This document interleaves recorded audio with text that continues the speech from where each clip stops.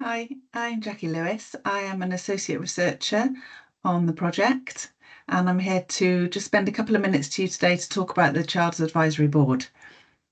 So we're aware that an advisory board usually is a group of experts who lend their skills, guidance and knowledge in order to help the direction and growth, whether that's an organisation, association or a project. And our Child Advisory Board is much the same. So a group of experts in their own lived experiences coming together to inform and influence, and in this case, our research project, exploring children's participatory rights.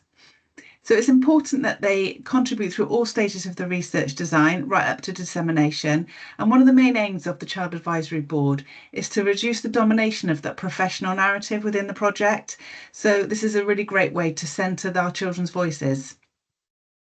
Our initial project dialogue, and this might be something that you have found also, alongside our emerging data and the previous research, it revealed that participative opportunities exist more prominently for older and less marginalised cohorts. So it was really important for us to respond to this, and as well as having that authentic representation of our focus age of the project. So our Child Advisory Board is made up of 9 children aged between 6 and 7 years, with both boys and girls sharing 7 different languages between them. The Children's Advisory Board, well, a few examples, but they've been pivotal in creating some guiding principles for our children's interviews. So not only identifying, but also informing us of the considerations of things such as time, space, collaboration, creativity, and voice. So how we should listen, and then the climate which enables us to do so most effectively. So it's really important that they suggested and influenced and created those guiding principles for us. So, for example, within their significance of creativity, they shared the importance of listening to their process of their creativity and not fixed solely on the outcome, as we so often do as adults, and have a choice of that creative media in which to express themselves most effectively and how they choose. That's really important. With regards to space, it was important for them that researchers and teachers work together to consider that space where children can gather together on the floor or at tables. So they have that choice, and where there is space to also pull back from the group to observe. So that ongoing consent, that factor of ongoing consent, is really important for us to consider.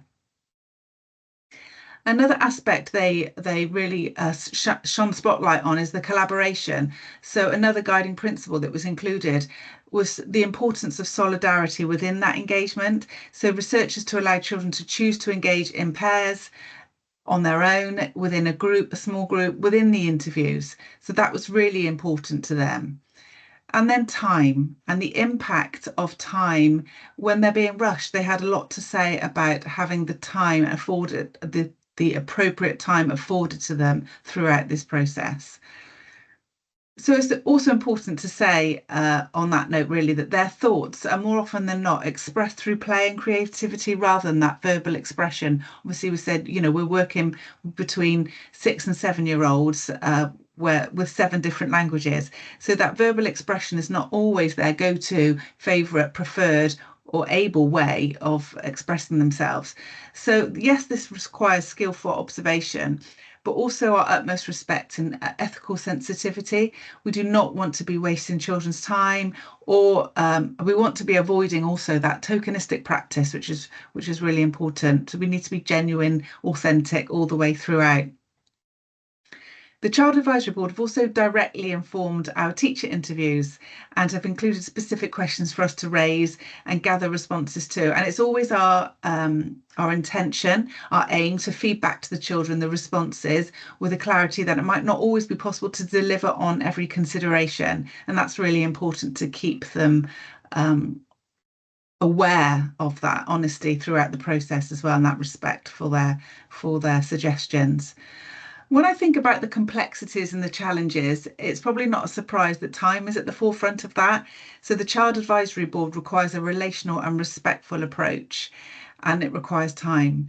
So although familiarisation visits are considered, planned for and attended, there's always more time that I feel would enhance that dialogue, to open up that dialogue through that increased connection.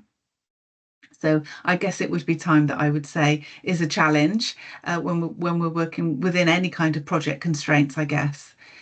But challenges are not the reasons to not proceed. So we journey on with a child first approach and look forward to the children's future influences and finding out where they will take us throughout this project.